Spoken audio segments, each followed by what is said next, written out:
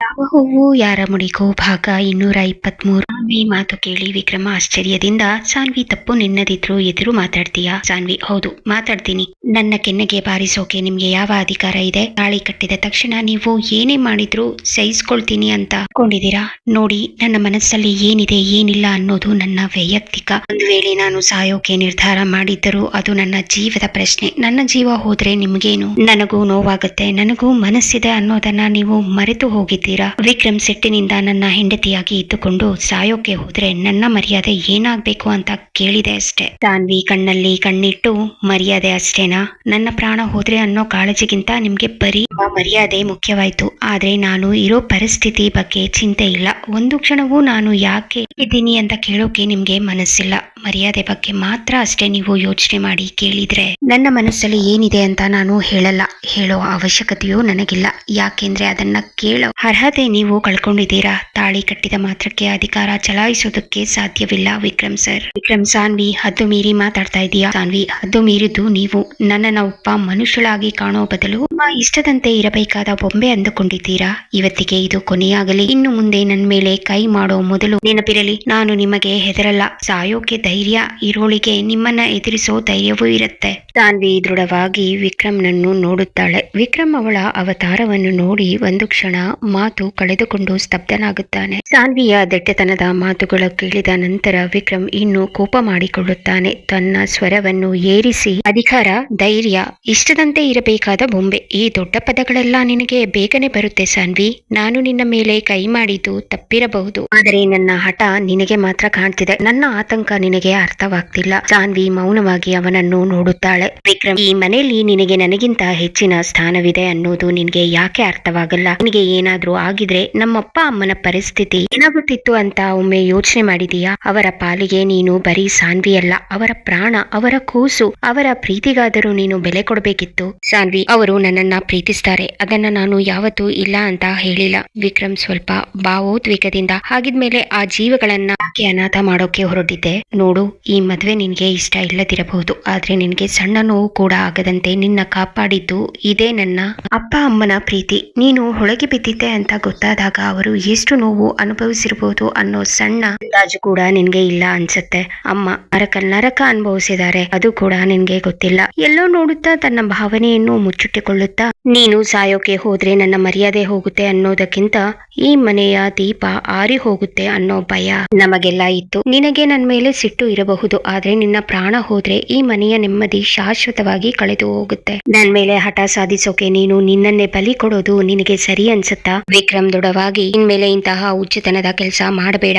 ನಿನ್ನ ಮನಸ್ಸಲ್ಲಿ ಎಷ್ಟೇ ನೋವಿದ್ರು ಅದನ್ನ ಎದುರಿಸೋ ಶಕ್ತಿ ಬೆಳೆಸ್ಕೊ. ನೀನು ನನ್ನನ್ನ ಗಂಡ ಅಂತ ಒಪ್ಕೊಳ್ಳೋದು ಬೇಕಿಲ್ಲ, ಆದ್ರೆ ನನ್ನ ಅಪ್ಪ ಅಮ್ಮನ ಸಂತೋಷಕ್ಕಾಗಿ ಆದ್ರೂ ಈ ಮನೆಯಲ್ಲಿ ನೀನು ಕ್ಷೇಮವಾಗಿ ಇರಬೇಕು, ಅದೇ ನನಗೆ ಮುಖ್ಯ. ಇನ್ಮೇಲೆ ನನ್ನ ಯಾವ ಮಾತು ಮೀರೋ ಹಾಗಿಲ್ಲ ಎಂದವನು ಸಾನ್ವಿಯನ್ನು ದಿಟ್ಟಿಸಿ ನೋಡುತ್ತಾನೆ. ಸಾನ್ವಿಗೆ ನನ್ನನ್ನು ಗಂಡ ಅಂತ ಒಪ್ಕೊಳ್ಳೋದು ಬೇಕಿಲ್ಲ ಎಂದ ವಿಕ್ರಮ್ನ ಮಾತು ಕೇಳಿ ಮತ್ತೆ ಕೋಪ ಮಾಡಿಕೊಂಡು ಸಾನ್ವಿ ಹಠದಿಂದ: ಹೌದು ವಿಕ್ರಮ್ ಸರ್, ನೀವು ಏನೇ ಹೇಳಿದ್ರು ನಾನು ನಿಮ್ಮ ಮಾತು ಕೇಳಲ್ಲ. ನಿಮ್ಮಿಂದ ನನಗೆ ನೆಮ್ಮದಿ ಇಲ್ಲ. ನನ್ನ ಪ್ರಾಣ ಹೋದ್ರು ನಿಮ್ಗೆ ಚಿಂತೆ ಇಲ್ಲ ಅಂದ ಮೇಲೆ ನಮ್ಮಿಬ್ಬರ ಮಧ್ಯೆ ಯಾವ ಭಾವನೆಗಳು ಇಲ್ಲ ಅಂದ್ಮೇಲೆ ಸ್ನೇಹ ಅನ್ನೋ ಬಾಂಧವ್ಯಕ್ಕೂ ಕೂಡ ಅರ್ಥವೇ ಇಲ್ಲ. ನಾನು ನನ್ನ ಹಠ ಬಿಡಲ್ಲ. ವಿಕ್ರಮ್ ಸಾನ್ವಿಯ ಮಾತನ್ನ ತಡೆಯುತ್ತಾ ಹತ್ತಿರ ಬಂದು ಅವಳ ಕಣ್ಣಲ್ಲಿ ಕಣ್ಣಿಟ್ಟು: ಸಾಕು ಮಾಡು ಸಾನ್ವಿ, ನಿನ್ನ ಈ ಮೌನ, ಈ ಹಠ, ಈ ಮಾತುಗಳು ನನ್ನ ತಾಳ್ಮೆನ ಪರೀಕ್ಷೆ ಮಾಡ್ತಿದೆ. ಸಾನ್ವಿ ಸಿಟ್ಟಿನಿಂದ: ವಿಕ್ರಮ್ ಸರ್, ನನ್ನ ಮಾತು ಕೂಡ ನಿಮ್ಗೆ ಅರ್ಥ ಆಗ್ತಿಲ್ವಾ? ನನ್ನ ತಾಳ್ಮೆ ಕೂಡ ಮೀರತ್ತೆ. ನನಗೂ ಮನಸ್ಸಿದೆ, ನನ್ಗೂ ಹಠ ಇದೆ, ನನ್ಗೂ ಕೋಪ ಬರುತ್ತೆ. ವಿಕ್ರಮ್: ಕೋಪ ಬಂದ್ರೆ ಸಾಯೋ ತೀರ್ಮಾನ ಮಾಡ್ಬೇಕು, ಅದು ನಿನ್ನ ನಿರ್ಧಾರ.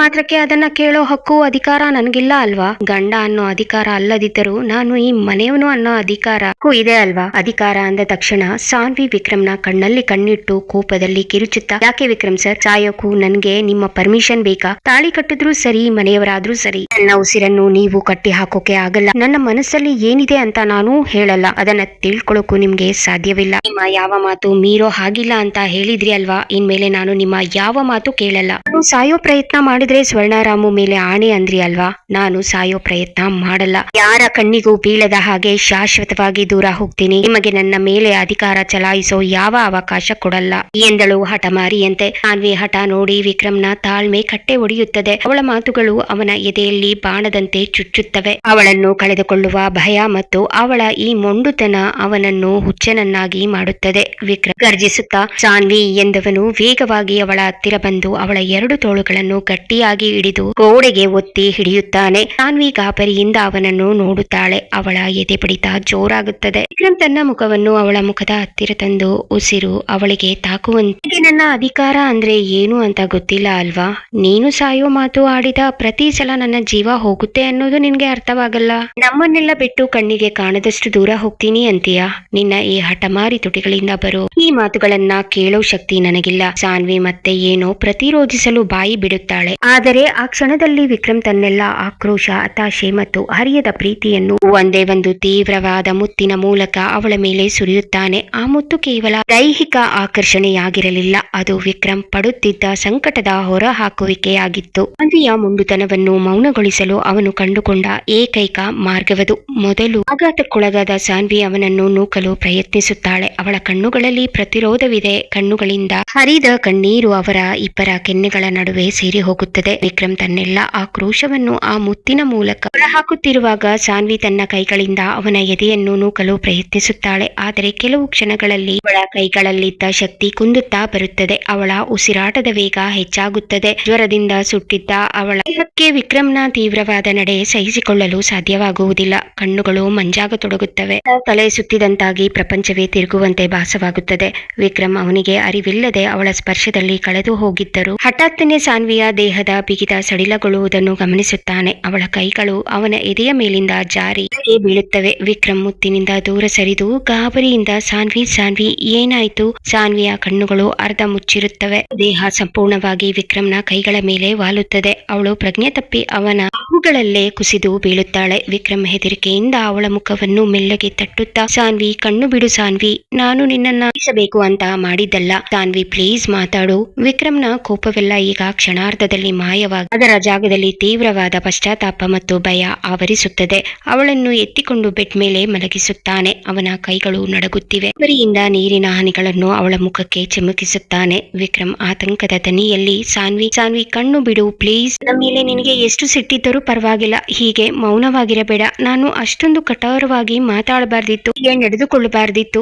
ಅವಳ ಹತ್ತಿರ ಕುಳಿತು ಕೈ ಹಿಡಿಯಲು ಹೋಗಿ ಮತ್ತೆ ಹಿಂದೆ ಸರಿಯುತ್ತಾ, ಸಾರಿ ಸಾನ್ವಿ, ನನ್ನ ಕೋಪ ನನ್ನ ಯೋಚನೆಯನ್ನು ತಿಂದು ಹಾಕಿತ್ತು. ನೀನು ಸಾಯೋಕೆ ಹೋದ ನಿರ್ಧಾರ ನನಗೆ ತಡೆಯೋಕೆ ಆಗಲಿಲ್ಲ, ಅದಕ್ಕೆ ಅಷ್ಟೊಂದು ಜೋರಾಗಿ ಮಾತಾಡಿದೆ. ನೀನು ಅಂದುಕೊಂಡಂತೆ ಏನೂ ಇಲ್ಲ. ನಿನಗೆ ಗೊತ್ತಿಲ್ಲ, ನಿನ್ನನ್ನ ಆ ಸ್ಥಿತಿಯಲ್ಲಿ ನೋಡಿದಾಗ ಈ ವಿಕ್ರಮ್ ಹೇಗೆ ಒದ್ದಾಡಿದ್ದ ಅಂತ. ನನಗೆ ಭಾವನೆಗಳನ್ನ ತೋರಿಸೋಕೆ ಹೇಳೋಕೆ ಬರಲ್ಲ. ಅಂದಾಕ್ಷಣ ನಾನು ಮನುಷ್ಯನೇ ಅಲ್ಲ ಅಂತ ಅಂದುಕೊಳ್ಳಬೇಡ. ಈ ಕ್ಷಣದಿಂದ ನಾನು ನಿನ್ನ ಮೇಲೆ ಯಾವುದೇ ಬಲವಂತ ಮಾಡಲ್ಲ. ನೀನು ನನ್ನನ್ನ ಫ್ರೆಂಡ್ ಅಂತ ಒಪ್ಕೊಳ್ಳೋವರೆಗೆ ನಾನು ಕಾಯ್ತೀನಿ. ಆದರೆ ಪ್ಲೀಸ್ ಒಂದು ಸಲ ಕಣ್ಣು ಬಿಡು, ಇನ್ನೊಂದು ಸಲ ಹೀಗೆಲ್ಲ ನಡ್ಕೊಳ್ಳಲ್ಲ. ಸಾನ್ವಿ ನಿಧಾನವಾಗಿ ಕಣ್ಣು ತೆರೆದವಳು ಆ ಕಡೆ ಮುಖ ತಿರುಗಿಸಿಕೊಂಡು ತೀರಾ ಅಶಕ್ತಳಾಗಿ ತಗ್ಗಿದ ದನಿಯಲ್ಲಿ, ನಿಮಗೆ ನಿಮ್ಮ ಮರ್ಯಾದೆ, ಅಧಿಕಾರ ಅಷ್ಟೇ ಮುಖ್ಯ ಅಲ್ವಾ ವಿಕ್ರಮ್ ಸರ್? ನನ್ನ ಪ್ರಾಣಕ್ಕಿಂತ ಹೆಚ್ಚಾಗಿ ನನ್ನ ಮೇಲೆ ಗೆಲುವು ಸಾಧಿಸೋದೇ ನಿಮ್ಗೆ ಇಷ್ಟ. ಇವತ್ತು ಅದನ್ನು ಸಾಧಿಸಿದ್ದೀರಾ, ಸಂತೋಷನ. ದಯವಿಟ್ಟು ಹೊರಗೆ ಹೋಗಿ. ವಿಕ್ರಮ್ ಮೌನವಾಗಿ ಅವಳನ್ನೇ ನೋಡುತ್ತಾ ರೂಮಿನಿಂದ ಹೊರಗೆ ಹೋಗುತ್ತಾನೆ. ಆದರೆ ಬಾಗಿಲ ಹತ್ತಿರ ನಿಂತು ಕಣ್ಣೀರು ಹೊರೆಸಿಕೊಳ್ಳುತ್ತಾನೆ. ಸಾನ್ವಿ ಕೂಡ ಬಿಕ್ಕಿ ಬಿಕ್ಕಿ ಅಳುತ್ತಾಳೆ. ವಿಕ್ರಮ್ ರೂಮ್ನಿಂದ ಹೊರಗೆ ಬಂದವನು ತಾನು ಸಾನ್ವಿಯೊಂದಿಗೆ ನಡೆದುಕೊಂಡ ರೀತಿಗೆ ಪಶ್ಚಾತ್ತಾಪ ಪಡುತ್ತಾ, ಮನಸ್ಸಿನಲ್ಲಿ ಆ ಮುತ್ತಿನಲ್ಲಿ ಕೇವಲ ಅಧಿಕಾರ ಇರಲಿಲ್ಲ, ಅದರಲ್ಲಿ ಅವಳನ್ನು ಕಳೆದುಕೊಳ್ಳಬಾರದು ಎಂಬ ಆತಂಕ, ಅವಳ ಹಠದ ಮೇಲಿನ ಸಿಟ್ಟು ಮತ್ತು ನನಗೆ ತಿಳಿಯದಂತೆ ಅವಳ ಮೇಲೆ ಬೆಳೆಸಿಕೊಂಡಿರುವ ಗಾಢವಾದ ಪ್ರೀತಿ ಇತ್ತು. ಅಂದ್ರೆ ನನ್ಗೆ ಸಾನ್ವಿ ಮೇಲೆ ಪ್ರೀತಿ ಇದೆಯಾ? ಈ ಹಠ, ಈ ಸಿಟ್ಟು ಎಲ್ಲವೂ ಈ ಹೊತ್ತಿಗೆ ಮುಗಿದು ಹೋಗಲಿ. ಸಾನ್ವಿ, ನಿನ್ನ ಬಾಯಿಂದ ಬರೋ ಕಹಿಯಾದ ಮಾತುಗಳಿಗಿಂತ ನಿನ್ನ ಈ ಮೌನವೇ ವಾಸಿ. ಇನ್ಮೇಲೆ ಸಾಯೋ ಮಾತು ಆಡಬೇಡ, ಯಾಕೆಂದ್ರೆ ನಿನ್ನ ಪ್ರಾಣದ ಮೇಲೆ ಅಧಿಕಾರಕ್ಕಿಂತ ಪ್ರೀತಿಯೇ ಇದೆ. ವಿಕ್ರಮ್ ಅಲ್ಲಿಂದ ಹೊರ ನಡೆಯುತ್ತಾನೆ. ವಿಕ್ರಮ್ನ ಸ್ಪರ್ಶದ ತೀವ್ರತೆ, ಆವೇಶದ ಮುತ್ತು ಸಾನ್ವಿಗೆ ಆಘಾತ ನೀಡುತ್ತದೆ. ಈಗಾಗಲೇ ಜ್ವರ ಮತ್ತು ಆತ್ಮಹತ್ಯೆಯ ಯತ್ನದಿಂದ ದೈಹಿಕವಾಗಿ ಜರ್ಜರಿತಳಾಗಿದ್ದಾಳೆ. ಸಾನ್ವಿ ಜ್ವರದ ತೀವ್ರತೆಯಲ್ಲಿ ಮಲಗಿದ್ದಾಳೆ. ವಿಕ್ರಮ್ಗೆ ಕೋಪ ಕಡಿಮೆಯಾದ ನಂತರ ದುಡುಕಿನ ನಡೆಗೆ ಪಶ್ಚಾತ್ತಾಪ ಪಟ್ಟು ಸಾನ್ವಿಯನ್ನು ಮಾತನಾಡಿಸಲು ಬಂದಾಗ ಅವಳ ಪಕ್ಕದಲ್ಲೇ ಕುಳಿತು ಅವಳ ಕೈಗಳನ್ನು ತನ್ನ ಕೈಗಳಲ್ಲಿ ಹಿಡಿದುಕೊಂಡು ಪಶ್ಚಾತ್ತಾಪದಿಂದ ಕಣ್ಣೀರು ಹಾಕುತ್ತಾನೆ. ಸಾನ್ವಿ ನಿಧಾನವಾಗಿ ಕಣ್ಣು ಬಿಡುತ್ತಾಳೆ. ಆದರೆ ಅವಳ ಕಣ್ಣಲ್ಲಿ ಯಾವುದೇ ಭಾವನೆ ಇರುವುದಿಲ್ಲ. ಶೂನ್ಯವಾಗಿ ವಿಕ್ರಮ್ನನ್ನೇ ನೋಡುತ್ತಾಳೆ. ಹಾಗೆ ನಿದ್ದೆ ಮಂಪರಿನಲ್ಲಿ ಮತ್ತೆ ಕಣ್ಣು ಮುಚ್ಚಿ ಮಲಗುತ್ತಾಳೆ. ಸಾನ್ವಿ ಗಾಢ ನಿದ್ರೆಯಲ್ಲಿದ್ದರೂ ಅವಳ ಕೈ ಬೆರಳುಗಳು ಆ ಕೀಗೊಂಚಲನ್ನು ಗಟ್ಟಿಯಾಗಿ ಹಿಡಿದಿದ್ದವು. ವಿಕ್ರಮ್ ಅವಳ ಮೇಲೆ ಒದಿಸಲಾಗ ಸಾನ್ವಿ ಕನವರಿಸುತ್ತಾ ಕೈಯನ್ನು ಕೊಡವಿದಳು. ಆ ರಭಸಕ್ಕೆ ಕೀಗೊಂಚಲು ಬೆಡ್ ನ ಹೋಗಿ ಬಿದ್ದಿತು. ವಿಕ್ರಮ್ ಅದನ್ನು ತೆಗೆಯಲು ಬಗ್ಗಿದಾಗ ಆ ಕೀ ಹಾಕಿದ್ದ ಬಂಚ್ ಮೇಲೆ VS ಅನ್ನೋ 2 ಅಕ್ಷರಗಳಿದ್ದವು. ಸಾನ್ವಿ ತನ್ನ ರೂಮ್ನ ಒಳಗೆ ಯಾರನ್ನು ಬಿಡುವುದಿಲ್ಲ ಎಂಬುದು ತಿಳಿದಿದ್ದ ವಿಕ್ರಮ್ಗೆ ಅಲ್ಲಿ ಏನೋ ದೊಡ್ಡ ರಹಸ್ಯವಿದೆ ಎಂಬ ಕುತೂಹಲದೊಂದಿಗೆ ವಿಕ್ರಮ್ ಕೀ ಬಳಸಿ ಸಾನ್ವಿ ರೂಮ್ ಬಾಗಿಲಿನ ಲಾಕ್ ತೆಗೆದು ನಿಧಾನವಾಗಿ ಒಳಗೆ ಪ್ರವೇಶಿಸುತ್ತಾನೆ.